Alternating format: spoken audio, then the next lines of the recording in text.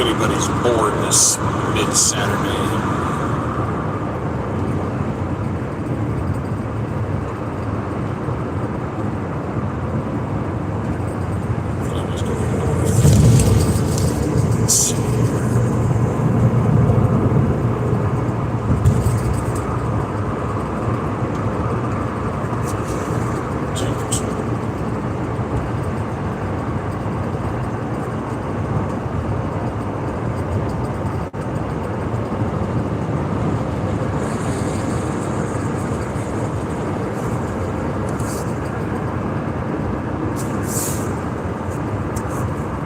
Dude, if you can't pass me, don't.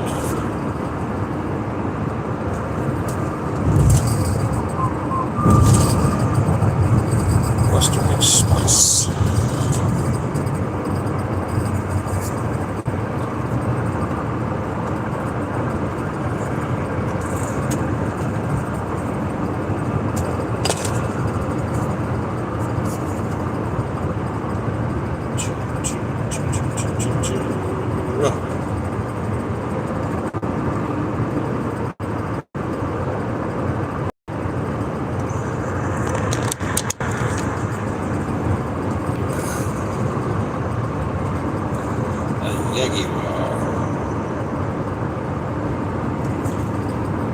Somebody out there.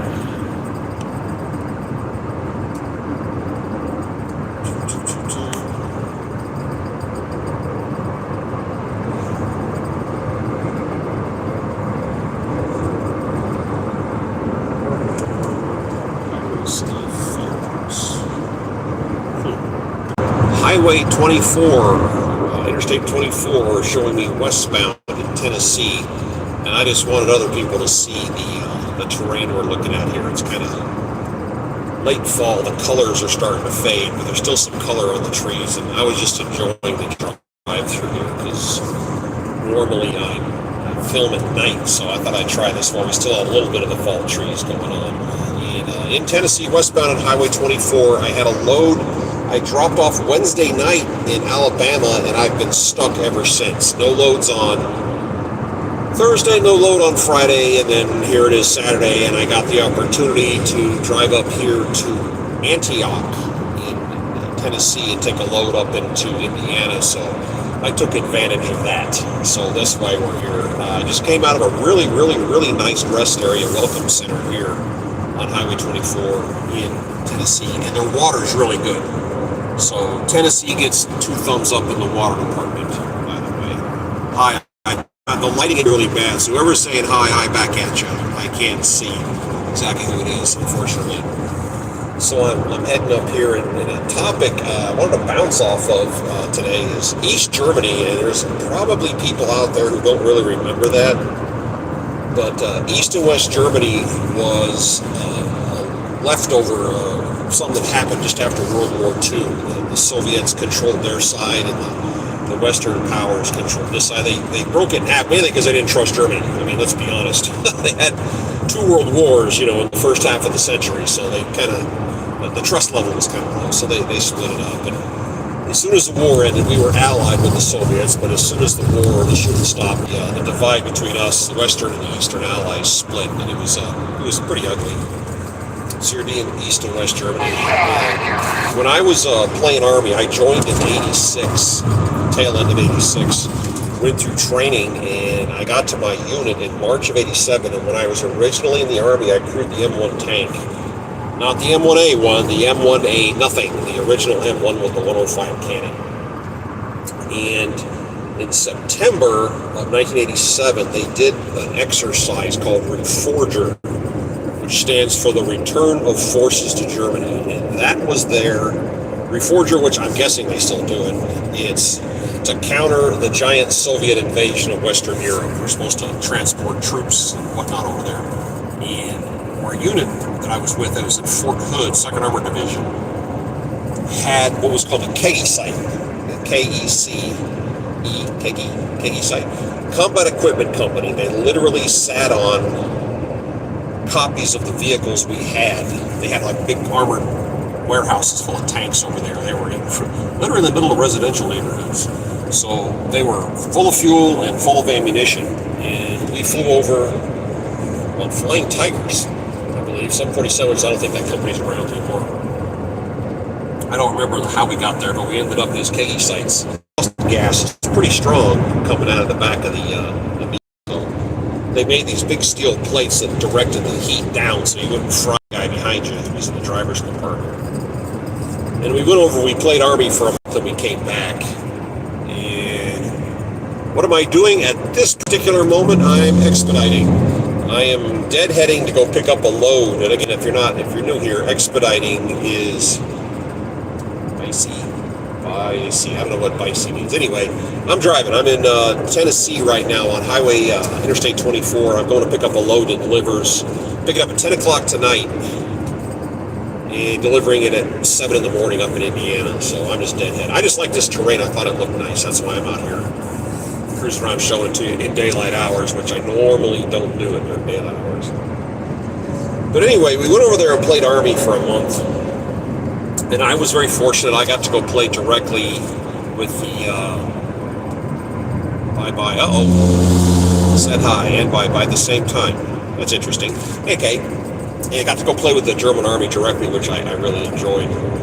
But what popped into my head, the East-West German border, obviously at this point in history, is long gone, but there was an actual, you've heard of the Berlin Wall. That was Berlin, which was like an island. West Berlin was an island inside of East Germany. It was 90 miles, I think, was the closest point to the west. And the Soviets put a wall around it because people were escaping the communist socialist system and getting on planes in West Berlin and flying out because they couldn't get across the border, but you could freely walk back and forth to the city. So in 1963, they put a wall up. They didn't want people going back and forth because they were losing their workforce. They were losing their population. So that was their panic response to it.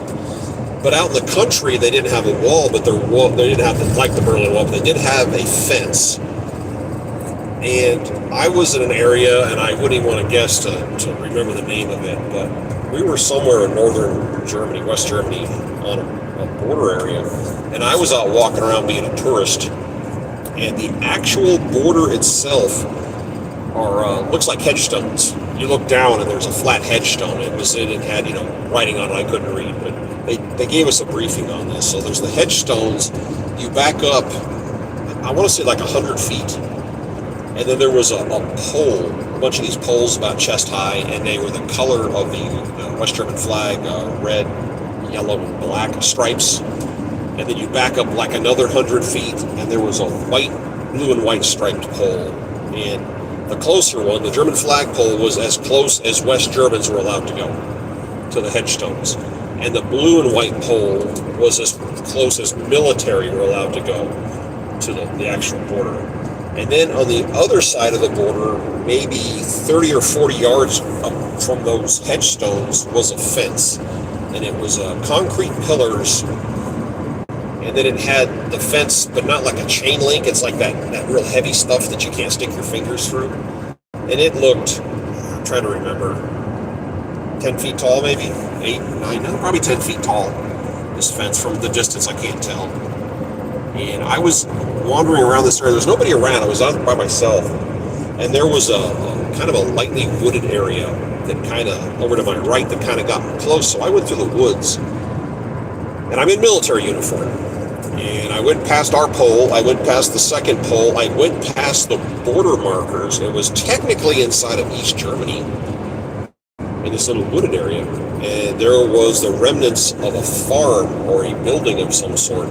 And somebody had made a fence out of just available wood, kind of crude but kind of artistic, a fence with a gate, and the gate was cracked open about a foot, and the grass was all grown up around it, and it was very artistic where the sun was located, and I had a camera. I don't remember what kind of camera. This is way before digital cameras started. But I took a photograph of it, of the fence, and then I left, and I had that on my wall for years. I don't know what happened to it. But people would ask, hey, where did you take that picture? And the answer was inside East Germany, which was true. That's where I was. Oh, somebody got a flat and kept driving on a bad tire. That wasn't a good idea. And I had that picture for the longest. I had a kick out of that. And the one other thing that happened during the time I was along the border, and this was in a different area, and it was in the middle of a town. The border actually cut a town in half, so the spaces between this side and that side were much, much smaller. And I was on a wooden walkway, and I was by a railing that was like, you can lean on it right there. And not that far away, I'm going to say 20 feet away, was the fence for the Eastern. So we were within talking distance of each other. And a German border guard came walking along, and they wear these kind of comically large helmets. If you've ever watched a World War II documentary, and you see people on ships manning anti-aircraft guns, they wear these big bulbous helmets because they have a headset on underneath it. That's what they wear. It was a really funny looking helmet. And I'm leaning against this railing, and here comes this East German guard, and he's in uniform. He's got those boots they pull up that go up to your knees, and he's got his rifle slung over his shoulder, and he's looking down at the ground, and he's walking, and I'm watching him. He never looks up, so I'm guessing he doesn't realize I'm standing there, 20 feet away as he goes by, and I watch him. He got parallel to where I was standing, and he stopped, and he turned, and he stared right at me, so he knew I was there the whole time, and he looked at me, and he had these rank on his collar, and I pointed to his rank, and I kind of tapped my finger on it, and he looked at me, and I pulled a pack of Marlboro cigarettes, and that's another little side story. I don't know what's going on nowadays, but in 1987, tobacco was insanely expensive in Germany, and GIs could buy it on base at stateside prices, so the price difference was catastrophic, and black marketing was a big deal. But when we went over for Reforger, I'm a non-smoker, and back then everybody pretty much smoked. I carried a carton of cigarettes for somebody, so I had cigarettes in my pockets that I don't use, and I popped that pack of cigarettes about halfway out of my pocket, and we saw the red and white Marlboro box. The guy dropped his rifle, took off his lapel pins, and threw them over the fence, and I threw the cigarette pack back to him, and he snatched up the pack and grabbed his rifle and started head down and started walking again. And that happened a little too naturally. I mean, it's like the guy had practiced that, so I'm thinking he's walked this route a bunch of times and done all kinds of horse trading across the border. And I had lapel pins again. Years ago, I don't know what happened to them. They were little tanks, little tiny tanks. Yeah, that was something real. But yeah, that was over 30 years ago that whole thing, the whole East German, West German thing folded. And a lot of people, they don't appreciate that the whole Cold War and the Berlin Wall and the fence was all fought about people. It was the East versus the West. It's capitalism versus communism. And they put the fence up not to protect themselves from us, but to keep their population from running this way to get away from it. And now New York City has elected a communist socialist mayor. Oh, this is going to be interesting. As soon as that guy's in office, give it 6 months. And people are going to realize you don't get to cherry pick your way through the parts of socialism and communism you like, and then keep all the parts you like of capitalism. That's not how that works. They're going to be in for a surprise. But I don't know. It's like when a dog pees on the carpet. Sometimes you got to rub their nose in it to get them to understand what's going on. But that's where we're at. Anyway, I got to pick up tonight. I'm supposed to be there at 10 o'clock. I think I've actually been to this place before, and there's probably going to be a handful of vans out front. And what happens is they're manufacturing some automotive product that everybody wants, but they can't make it fast enough. So just as they finish the product, they bring it to you, and you load up and go. And I'll probably spend some quality time sitting around this evening, but it's only a 350-mile hop for delivery, and it's Sunday morning, which is kind of unusual, but the auto business is 24 hours a day, so that works for me. But I also prefer driving at night because you don't deal with traffic. I just thought this terrain was kind of attractive. That's why I brought this on. All right. I'm not holding on to many people, so I'll let you guys go. Take care.